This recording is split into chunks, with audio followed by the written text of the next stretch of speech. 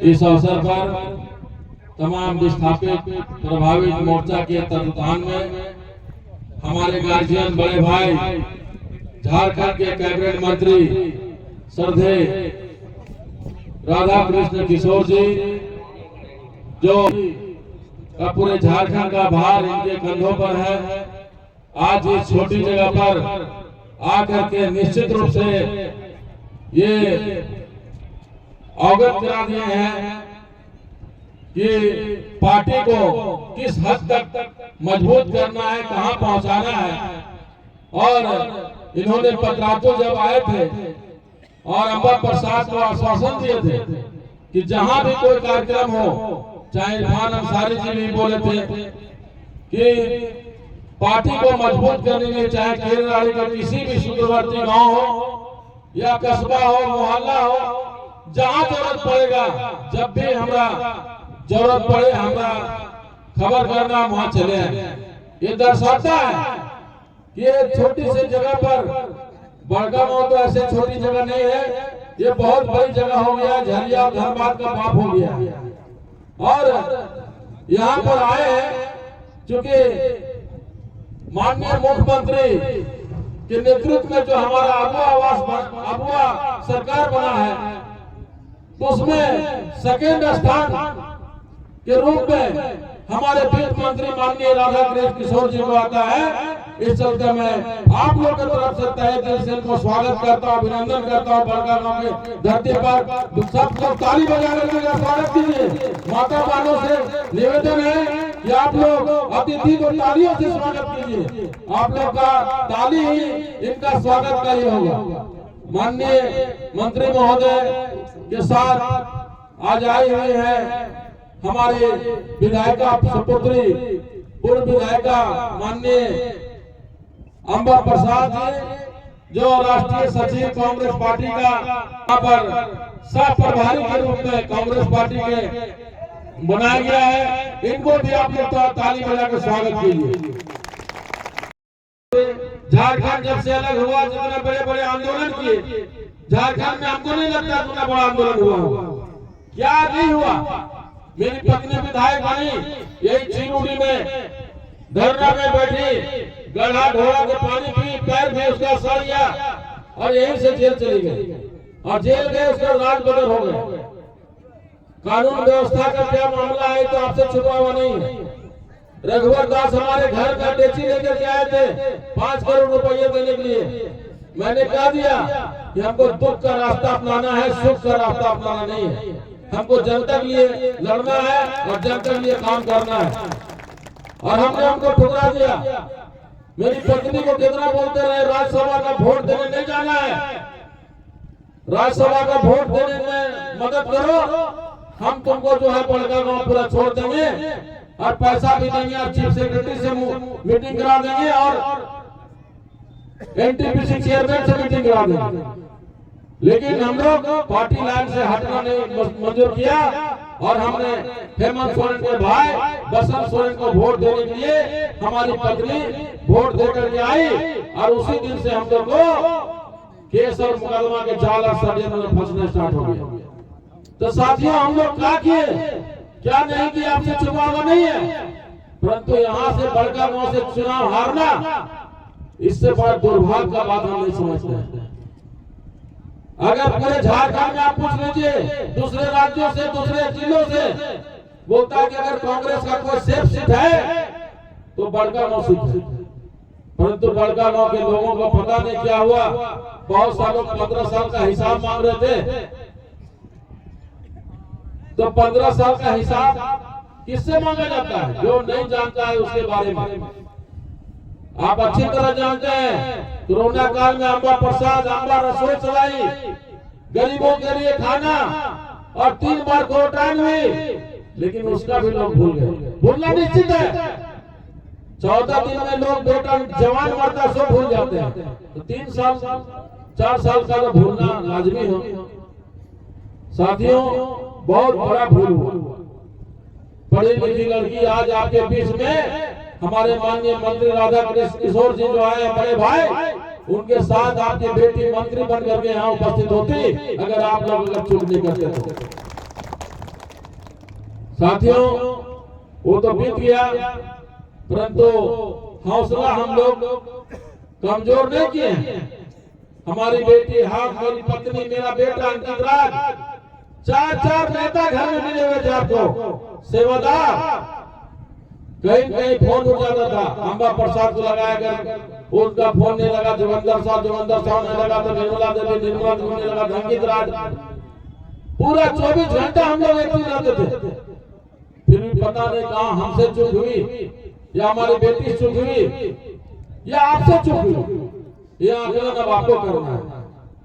आज मैं माननीय मंत्री जो हमारे आए हुए हैं बड़े भाई, उनको कहना चाहते हैं कि माननीय मुख्यमंत्री ने विधानसभा में घोषणा किए थे अगले विधानसभा सत्र में कि विस्थापन आयोग का गठन करेंगे, क्योंकि यहाँ पर विस्थापन का दर ज्यादा लोग झेल रहे हैं।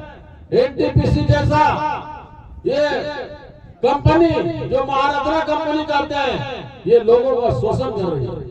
आज अगर सर आप जांच करा देंगे, फर्जी ग्राम सभा हुआ था यहाँ पर, 250 रुपया दे करके और 1 थरिया भात दे करके कागज में साइन करा गया और उसी को ग्राम सभा पारित करा दिया गया। यहाँ पर जितना भी हो रहा है सब गैर जिम्मेदाराना तरह के काम हो रहा है। यहाँ पर असंवैधानिक तरीके से सारा काम किया जा रहा है। लोगों का घर बिना मुआवजा के तोड़ा जा रहा है, बिना विस्थापन के यहाँ से लोगों को भगाया जा रहा है। अगर कोई आगे बढ़ता है तो केस और मुकदमा कर दिया जाता है, और केस और मुकदमा के डर से हुआ। लेकिन आपके बीच हम लोग मजबूती से खड़ा है। आप लोग भी कम साथ नहीं दिए, पूरा साथ दिए। जब हम जेल में थे तो मेरी पत्नी को जिताया मोदी लाल में 2014 में, और जब हम और हमारी पत्नी जेल में दरी पार रहे, अंबा प्रसाद IAS की तैयारी कर रही थी दिल्ली में, वो आपके बीच आई तो अपार वोट से जिताए। इसके लिए मैं सब आप लोगों को जोहार, आदाब, नमस्कार, प्रणाम करता हूं। आप लोगों ने किया, लेकिन जब हम और हमारी बेटी और हमारा पत्नी सब बाहर थे तो आप लोगों ने हरवा दिया। पता नहीं क्या हुआ, इतना काम करने के बावजूद भी, इतना क्षेत्र में समय देने के बावजूद भी हार जाना ये सोच से परे हो जाता है। चुनाव हारे हैं, सरकार हमारी है और ताकत भी हमारी है। हमारे 4 मंत्री कांग्रेस पार्टी के हैं, महागठबंधन की सरकार में हम लोग का काम कहीं नहीं रुक रहा। अधिकारी हमारी सुनते हैं, हमारी सरकार है, हमारे अधिकारी हैं कि यहाँ पर 4 एनटीपीसी का प्रोजेक्ट है, बादल कोल प्रोजेक्ट, केरलाड़ी कोल प्रोजेक्ट, चट्टी बरियातू और ये पकड़ी बरवाड़ी। लेकिन आज यहाँ प्रदूषण का दंश लोग झेल रहा है, विस्थापन का दंश झेल रहा है, और यहाँ पर जो मुआवजा है उसका कोई हिसाब किताब नहीं है। गर्भजरवा जमीन में जो 30 साल 50 साल से जो दवा कर रहा है उसको क्या देता है, 12,000 रुपए डिसमिस, और उसका कोई हिसाब किताब नहीं। ये अन्याय हो रहा है।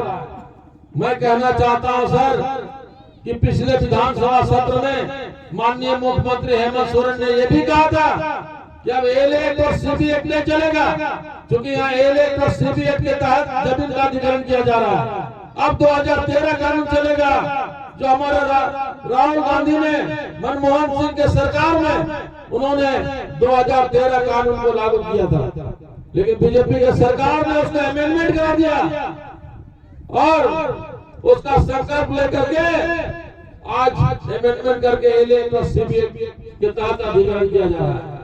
तो मैं कहना चाहता हूं सर, आप 2 चीज कैबिनेट की बैठक में अगर आप जाते हैं, जब भी कैबिनेट की बैठक हो या विधानसभा में, तो आपसे यही अनुरोध करना चाहता हूं कि एल एक्ट सीबी एक्ट छोड़ करके जो हमारा सरकार, जो गठबंधन की सरकार ने, राहुल गांधी ने RFCT LLR एक्ट 2013 कानून पास कराया था, सिर्फ उसको करवा लिया जाए सर। और यहाँ पर आप विस्थापन आयोग जो गठन हो गया, अभी विधानसभा सत्र चलते हुए छोटी सी सत्र चल रहा था, माननीय मुख्यमंत्री से मैं जाके मिला था विस्थापन आयोग के गठन के लिए, तो उन्होंने कहा था इसको तो हम लागू कर चुके हैं, तो हो गया है, लेकिन अभी जमीन पर नहीं उतरा है। मैं चाहूंगा सर, माननीय मुख्यमंत्री ने जो हमारी घोषणा किए थे उसको आप अपना श्रेय लीजिए और लेकर के कांग्रेस के हित में और हमारी सरकार के हित में, जनता के हित में अब विस्थापन आयोग का गठन का जो है वो प्रक्रिया जमीन पर लाए, जिससे हमारे विस्थापित लोगों को कल्याण हो सके। गठन का प्रक्रिया जमीन पर, उसके बाद हमको कोई चीज जरूरत नहीं है। आज आप देख रहे हैं पूरा बड़का गांव, एक दिल्ली में छोटे सा प्रदूषण फैलता है तो पूरा मीडिया कवरेज करता है, लेकिन यहाँ पूरे बड़का गांव जो मेरा घर है या बड़का गांव का छान छप्पर जितना भी है गांव देहात सारा देखिए पहाड़ लगा हुआ प्रदूषण का। ये जब भी धूल उड़ता है, अभी भी धूल उड़ रहा है, ये धूल सीधा जाके घर में बैठता है, लोगों को सांस लेने में अछामा दमा कि बीमारी लेकर के कई मौतें हो चुकी है, लेकिन ये कंपनी वाले कोई सुनने के लिए तैयार नहीं। कुछ भी होता है तो यहाँ पर जो है लोगों पर ही जुर्म किया जाता है। और मैं क्या कहूं सर,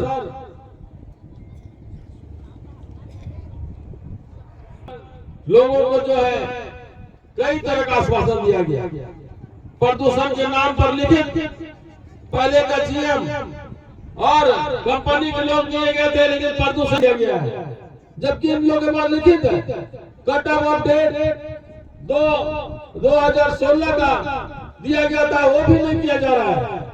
ये सब यहाँ पर मनमानी तरीके से कंपनी काम कर रही है, तो हमको लगता है एक और क्रांति करने की आवश्यकता है सर। लेकिन मेरी सरकार है, उस समय हम विपक्ष में रह करके हमने इतना बड़ा आंदोलन किया यहाँ पर, और हम लोग को कई तरह का यात्राएं सहना पड़ा, जनता का अपना सहना पड़ा, लेकिन मेरी सरकार है। मैं चाहूंगा कि आपके माध्यम से, ठीक है हमारी बेटी चुनाव हार गई, लेकिन आप एक पिता तुल्य अमला प्रसाद का होकर के, मेरे बड़े भाई होकर के, मैं आपसे आग्रह करूंगा कि आप ये दो चीज करवाएं, और हमारा बड़का गांव विधानसभा क्षेत्र में जो स्थिति उत्पन्न हो गई है, चाहे पतरातू हो या बड़का गांव या केराड़ी हो, मैं और एक बार आपका समय लेना चाहूंगा केराड़ी में, केराड़ी की धरती पर, कि आप वहां पर आकर के वहां का भी जनता से रूबरू एक बार हो, क्योंकि पतरातू आपने इसी जनवरी महीना में आप आकर के गौरव बढ़ाने का काम किया यहाँ की जनता का, आज बड़का गांव में गौरव बढ़ाने का काम किया, और अब मैं चाहूंगा केराड़ी में एक बार समय दे,